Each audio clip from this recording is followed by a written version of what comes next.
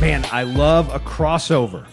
Not a sport utility vehicle, but like Spider-Man and the X-Men or Brooklyn Nine-Nine and New Girl. I love this kind of thing. And so if you're a regular listener to Heard Thundering, you know I'm Brett Dawson. And this is usually when I talk to you and monologue a little about what we're going to do. But today I just want to jump in because we've got a crossover episode. We're going to have Jon Hamm, my Sellout Crowd colleague, and we're going to talk about some Thunder rotation stuff, some trade deadline stuff. I'll probably make Jon talk about, I don't know, something with salary caps and collective bargaining agreements because it's what he does. We're going to jump right in. But first, I want to thank the sponsors who make the show possible. MidFirst Bank, the National Cowboy and Western Heritage Museum, Fire Lake Casino, and your Oklahoma Ford dealers. Drive into your best in Oklahoma Ford dealers today for the best deals on Ford's full lineup of trucks and SUVs. Ford is the best in Oklahoma.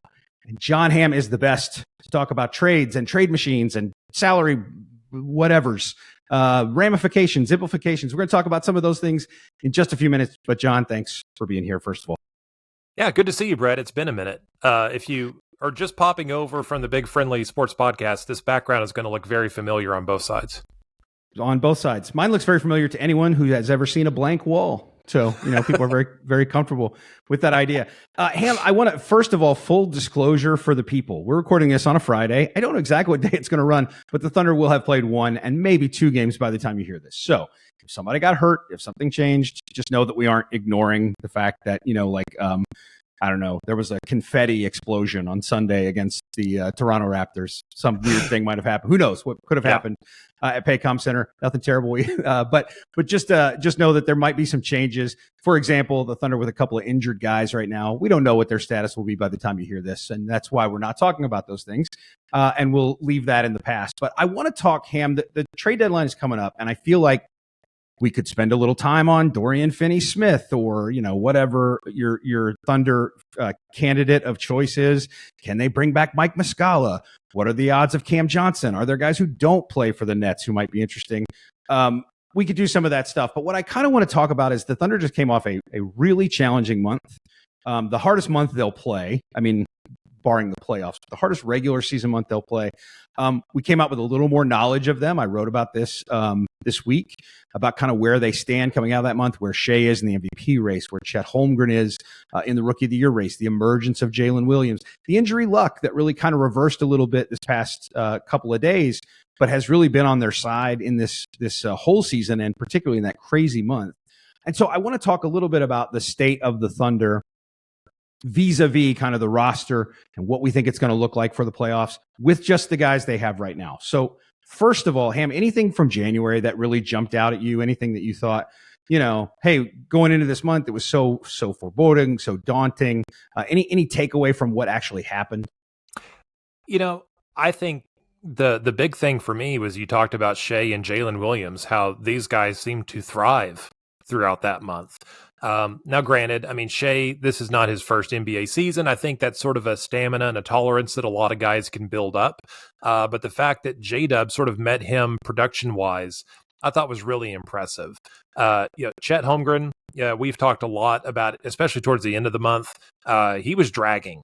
And, it's understandable being his first full NBA season. But, Mark Daigneault dug into the bench. We got Vasilije Micic is really getting some run right now, and he's looked really steady when he's out there. And cracking the playoff rotation, which I know we're going to talk about here in a little bit, it's going to be tough because there's a lot of candidates.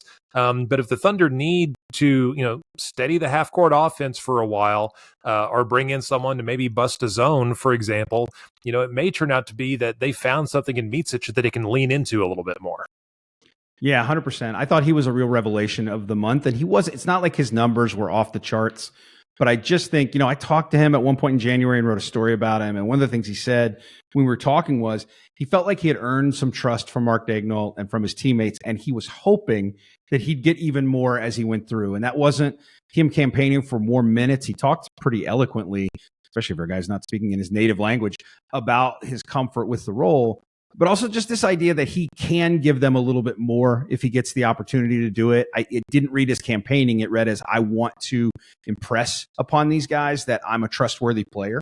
And I do think he's done some of that. And honestly, there's a lot of guys you could say this about, but they don't beat Denver in the last game of that brutal January without him. With J-Dub not playing, the stuff he gave them in that second unit was so important. It really was. And, when he makes a point in the post-game interview that he's been playing professional basketball for 14 years, yes, since the age of 16, this guy has been a professional basketball player, granted in other leagues. And there's been an adjustment to the NBA. I think that's not a surprise within Thunder headquarters and within the Thunder, coaching staff.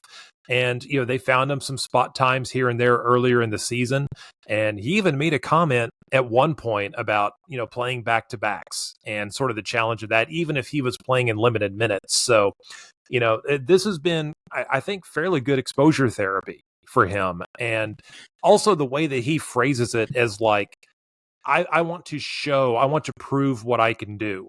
It's almost like you're applying for more minutes, right? Here's my resume. Here's what I think I'm capable of, and not coming in with, here are my accolades. I deserve blank. That to me kind of stood out as well as he talked about that. Yeah, he's really earned it, and he's continuing to earn it, and all these guys kind of have to continue to do that as you go through. That's the nature of, he's not a young player, but they are a young team. They're still kind of finding out who they are. A couple more January things I want to hit on before we move on, and we'll get back to Micic actually here in a minute, because I do think he's one of the more interesting guys in terms of a will he or won't he kind of playoff guy. But a couple of things in January. You mentioned Shai. I think the longevity, the durability for Shai in January, meaningful in the sense that the Thunder played more games than any of the other MVP candidates. When I say candidates, that's the top 5 guys by odds.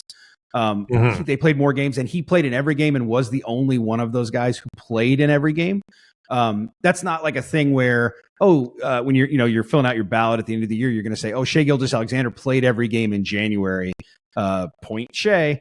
But I think the idea that he did continue to play, so he's building a resume that includes a ton of games played, and the fact that they went 11-6 in that month that was so brutal.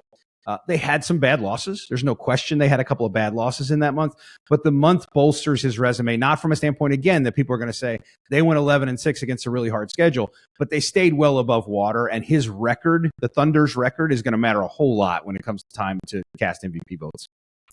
It would have been understandable if his stats declined. And for him, a decline is what, like 27 points a game, 27 and a half. I don't know. He shoots 47% from the field for the month. But instead, he shoots 54% from the field in the month. He shoots 40% from 3, 85%, almost 86 from the free throw line. Also chipping in. That's where he fell off, the free throw line. He dropped down under 90. Yeah. Trash. Yeah. He, chipped in with the rebounds, the assists. There's plenty of footage of him, being a pest and a hound defensively. And, that could have been a month where he dipped back a little bit, and maybe he would have to kind of regain that steam over the next couple of months. But instead he just plowed right through it. And, I don't get too worked up about player of the week or player of the month awards or what have you. But knowing what we know about the Thunder schedule, I think Shai had an even bigger case. And again, I'm not going to go on some social media rampage about this, but when you look at those stats and you identify the difficulty of their schedule for the month, maybe they should have looked at that a little bit harder. And I think he had a great case for winning the award in January. He had one bad game in January, really. I mean, he had a couple of games that weren't to his standard, where, I think maybe he forced some stuff and there were some not great shots, but he did not have a great game against the Clippers. He had 19 points and just wasn't super effective. And the 86 long defenders that the Clippers can throw at you, had an impact.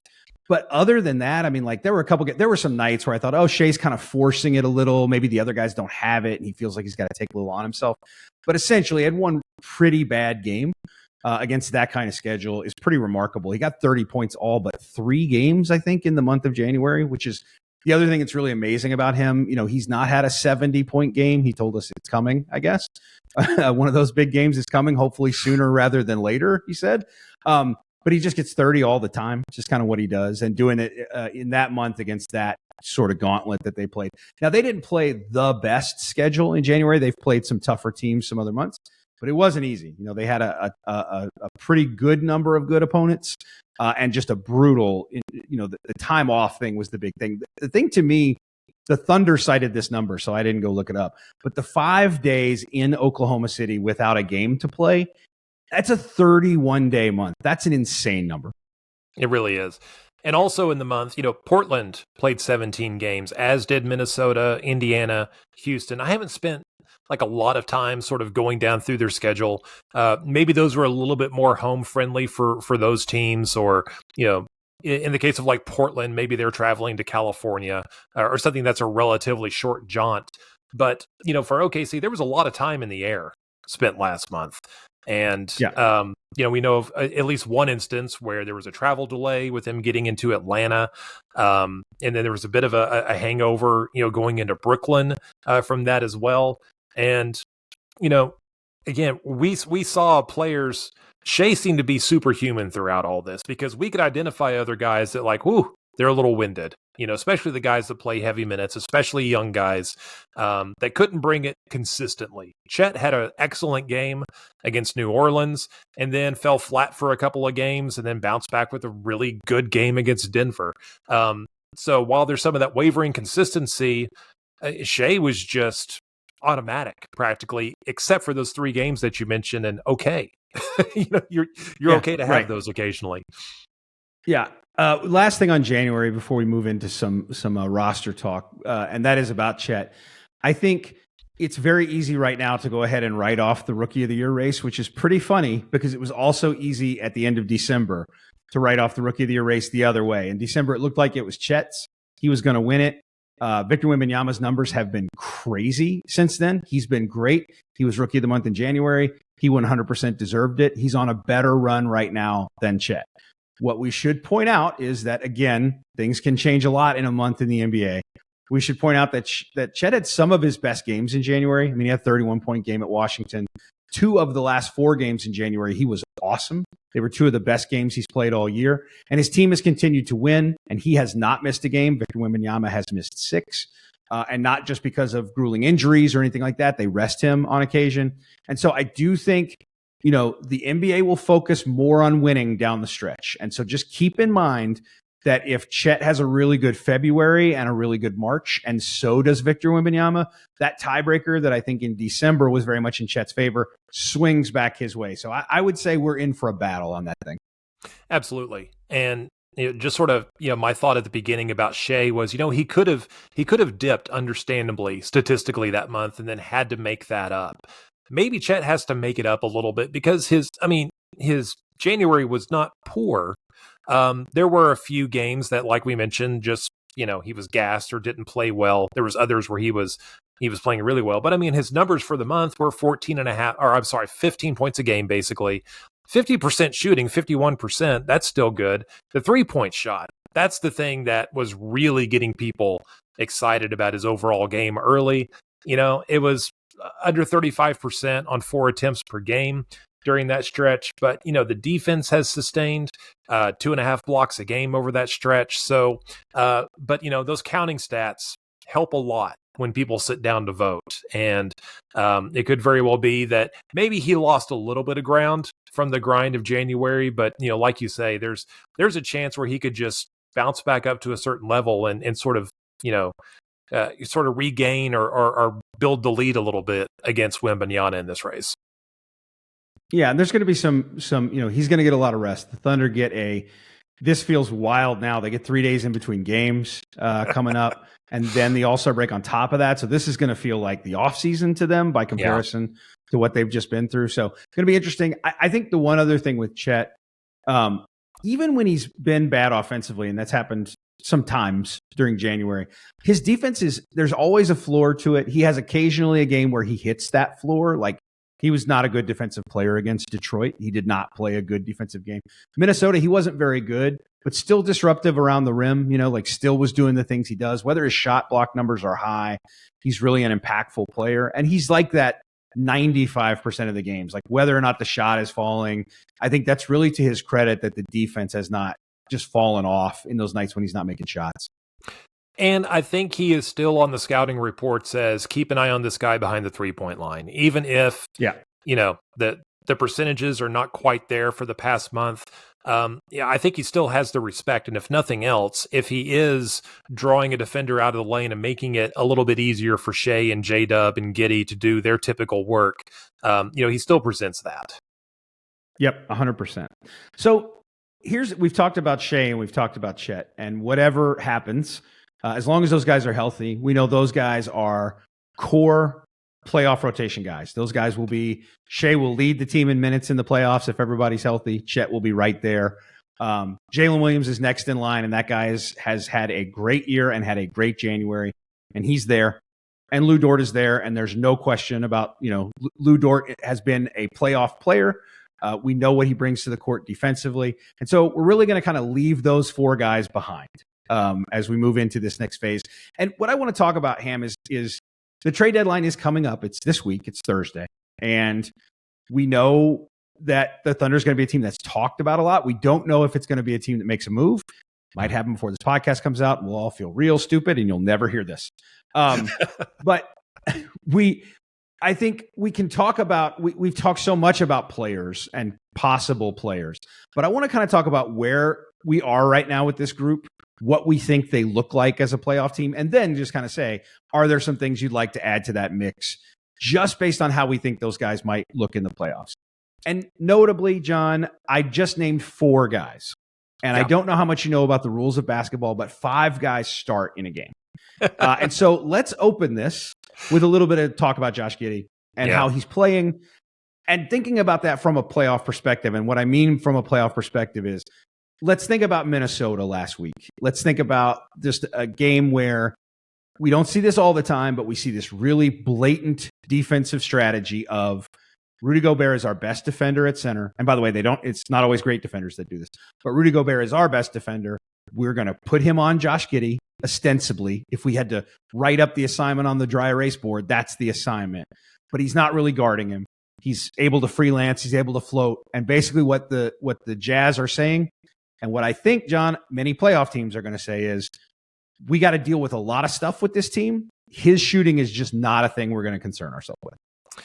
Yeah, that's kind of the reality of it. And, throughout the season, even, it was earlier in the season where like Dallas and Houston sort of pioneered this type of defense. We're going to put our big man on Josh Giddey.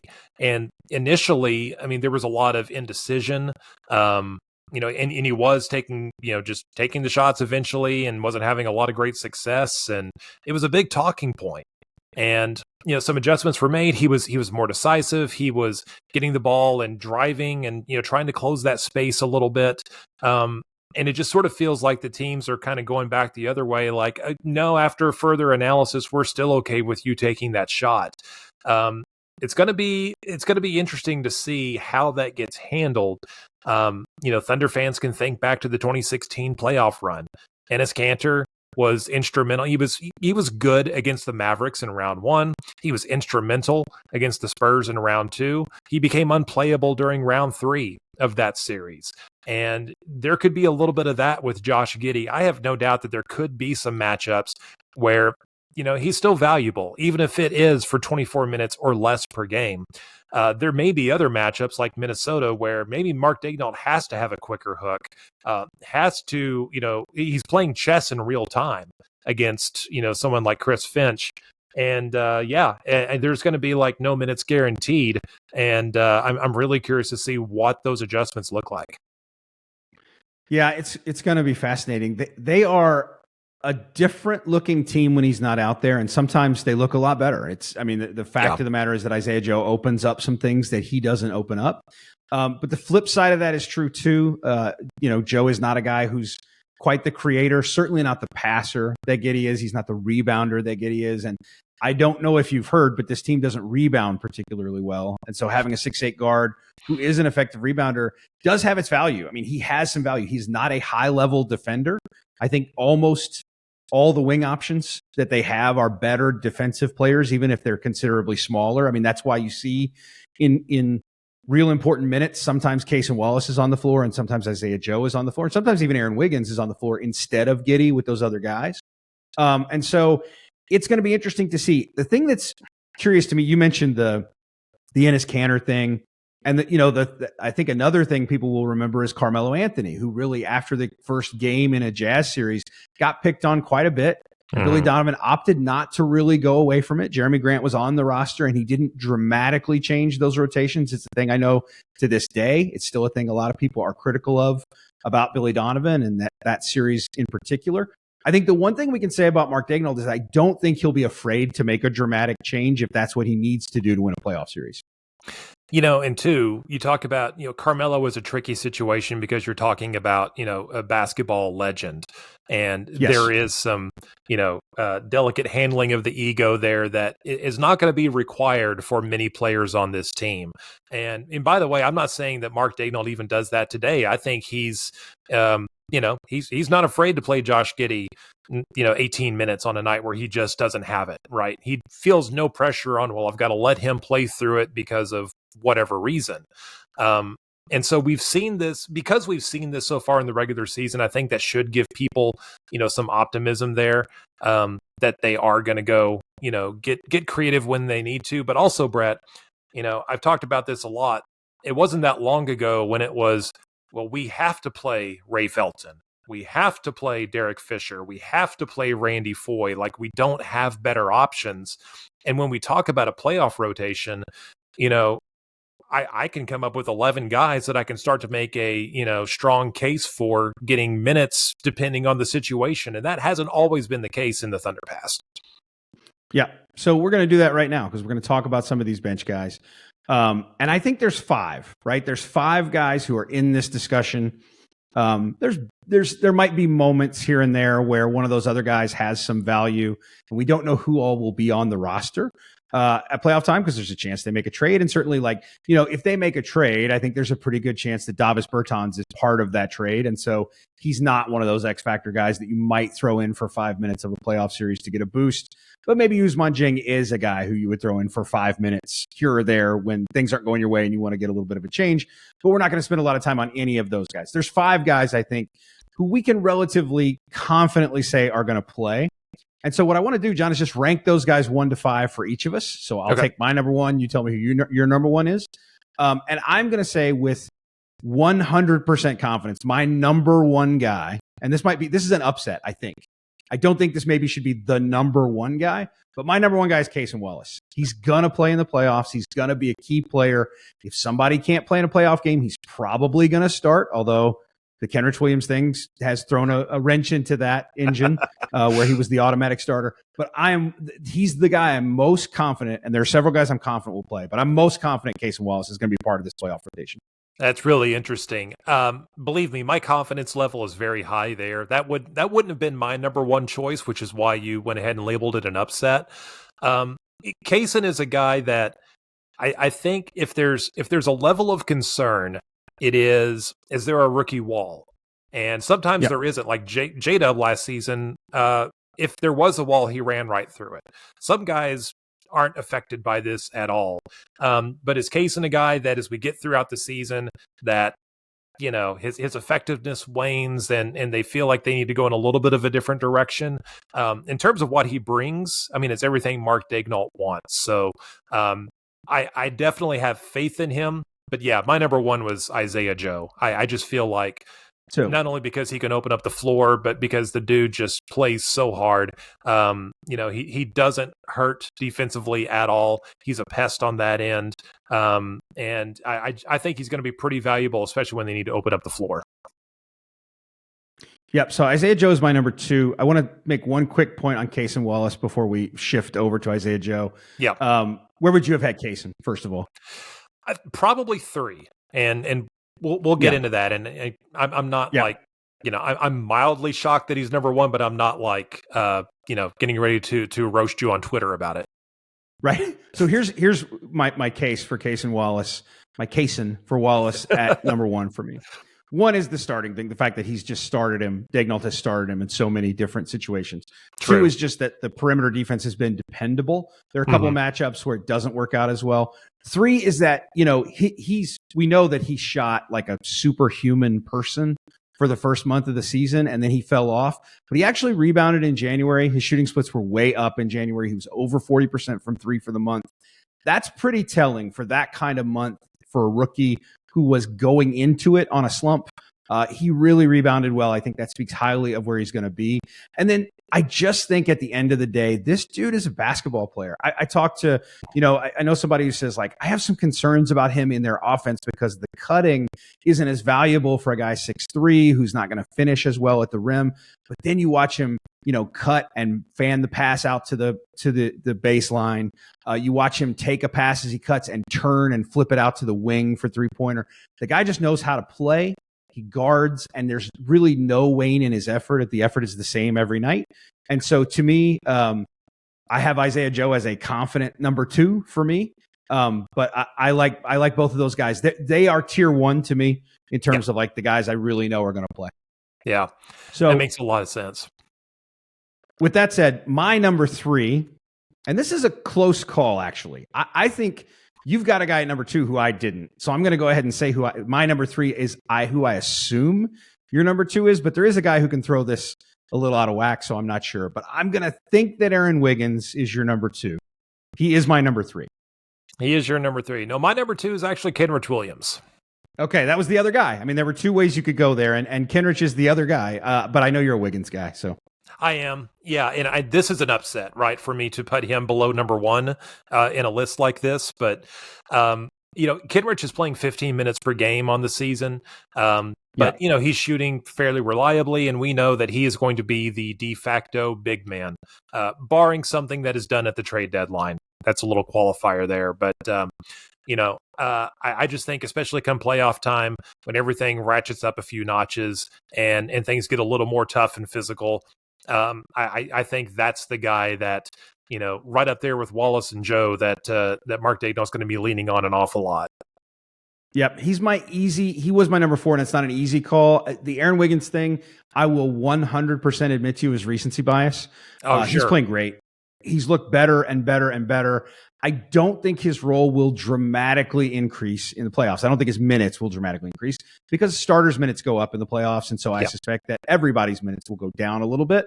And I do think there'll still be games he doesn't play. And maybe Kenrich will play every game in the playoffs, although I also doubt that because one of the guys in my third tier is obviously a guy who could take some minutes away if there's not a trade. But I think you're not wrong about Kenrich in terms of like, he has a Cason Wallace quality in terms of just the Daignault trust level. And we were talking to him, funny enough, we were talking to him this week about, he got asked a series of questions, Nick Gallo, about like, sometimes you're a big and sometimes you're a guard. And so I just sort of, a wild thing as I was thinking through those questions and answers, I asked Kenrich, if you meet somebody who doesn't know a ton about basketball, but knows the basics, let's say it's a kid, who's learning basketball, and they say, what position do you play? How do you answer that question? And Kenrich said, I just say I'm positionless. And he said that he actually uses it as a teaching point to little kids who want to play professional basketball. When he talks to them or there's a camp or whatever, he says, like in this day and age, unless you're one of the best players, you just have to be able to do everything. And he really can do everything. This is kind of making me want to change my answer and put Kenrich number 3. It makes me kind of want to put him at number 2. Yeah. Kind of makes me want to put him at number 1. Yeah, probably not number 1, but no, those are the qualities that he brings. And look, Aaron Wiggins, for a guy shooting 60% from the field so far this season, 55 from 3. And by the way, we're over halfway through the season, so that's going to regress? ? Yeah, probably. But yeah, whenever Wiggins is out there, we know that, how he holds up well defensively, guarding opposing players. He can get switched onto bigger guys and more than hold his own. And offensively, he just sort of like teleports to wherever the open space is. And they find him, and he's able to get buckets that way.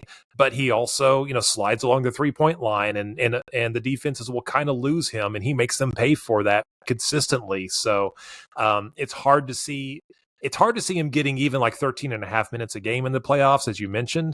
But I feel like he's going to be very strategic for Mark. Mark is going to know, like, we need, I've been watching the game. I've found some gaps in the defense. I'm going to put him in now to try to expose those. And he's going to be, I think, again, just a very, very specialized tool on the bench for him. He just feels like a guy who's going to have 16 points in a playoff game that they win, and the other team says, we got beat because of Aaron Wiggins. Yeah. But I do think he's built for playoff defenses that really try to take away option 1 and option 2 because of the cutting. I just think that is such a valuable skill. Now, I do think Kenrich means more to them defensively, and come playoff time, that probably matters. And so you might be right to have them there, but I would tell you that they're neck and neck for me in the same way that my 1 and 2 are. I just think that those 4 guys, and it's weird because I do have Wiggins kind of high, and there's a chance that one of these lower guys could actually play more than him because the playoffs can change so much and you don't know what's going to happen. So I think there's really 2 more guys who have a chance to play. I'll let you go next and tell me who's next in your pecking order in terms of playoff rotation. This is where it starts to get a little situational for me. I know this is why it's fun to let you go first. I know. So, depending on who they meet in round 1, I'm trying to think who the matchup could be. Like, if they go up against like a Phoenix, they may not need Jalen Williams as much in that series. But obviously, if they're fortunate enough to play a Denver or a Minnesota, getting some key minutes from him in those series, maybe that's going to be my answer. Because if OKC has to advance through those teams in the Western Conference, I think they're more likely to need some key minutes from Jalen Williams and some of the other guys. So I think I'm kind of leaning that direction.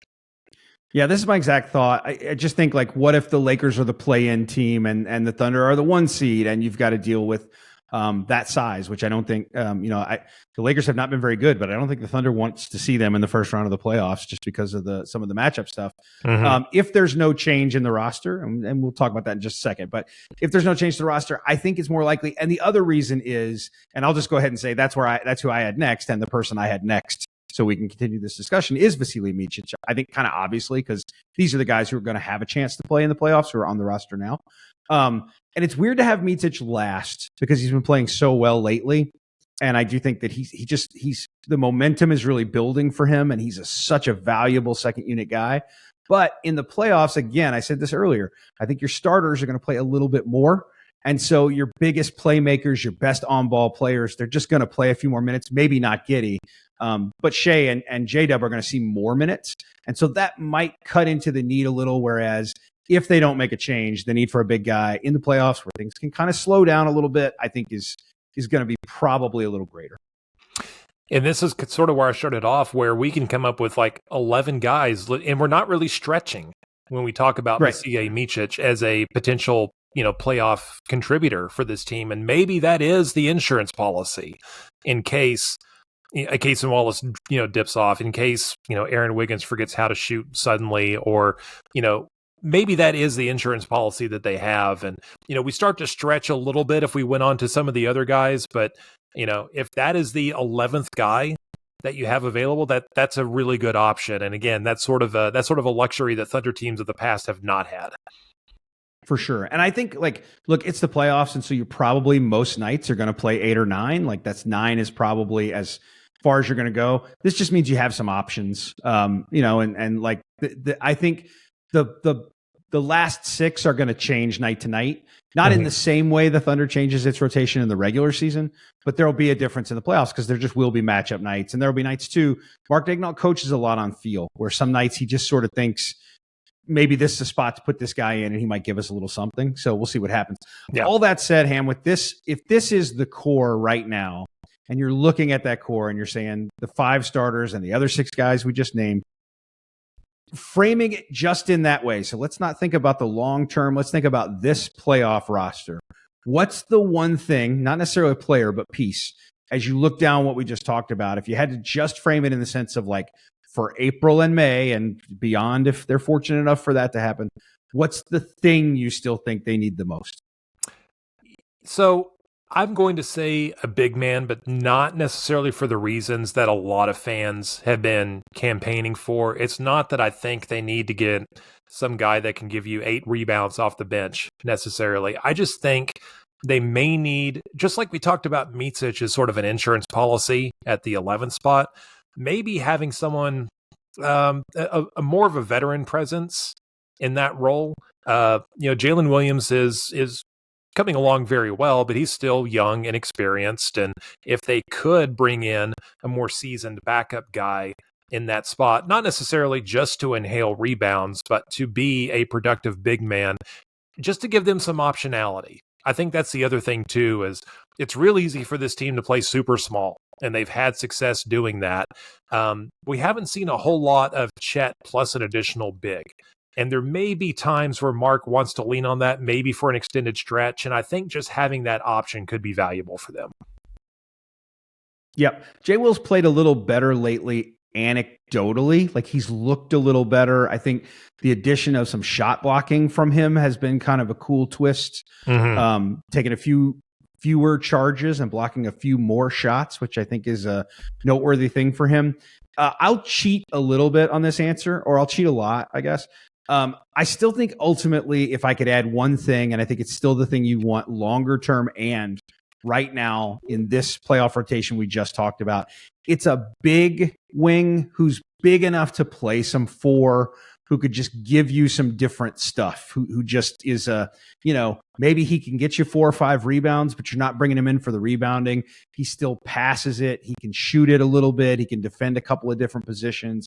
I think, again, the word you used, optionality, which is a thing that they're, pretty fond of over there at the Thunder facility, over at the Ion. I think that's something that, like, just one more piece like that. I am of the mind, and I wrote this in my newsletter last week, John. I think this is a delicate team to add something to. One of the things that, J-Dub talked a couple of weeks ago about, like, the value of them all being the same age and how useful that's been for them in terms of just growth and maturity together and the shared experience. Adding another piece, I just think it's potentially tricky because if you're adding a guy who is the 6th or 7th guy, he's just got to know he's the 6th or 7th guy, and he's got to not mess with what they got going on right now. And so, like, I've sort of tilted to the idea of, like, I wouldn't just be shocked if they don't make a move. I think they will do something because it's just in Presti's nature to do something. But I would be leery of what they add. Yeah, no, it's delicate, right? And I think in a lot of players that people bring up, they tend to leave out that component of it. Where are they going to get minutes? Are they accustomed to being a starter? Is that role available if they're traded to OKC? And all of these other factors, some of those major changes are more likely to happen in an off season rather than in season. I think the only major significant in-season trade would be when they traded for Enes Kanter. And that was during a season when, all the guys were injured.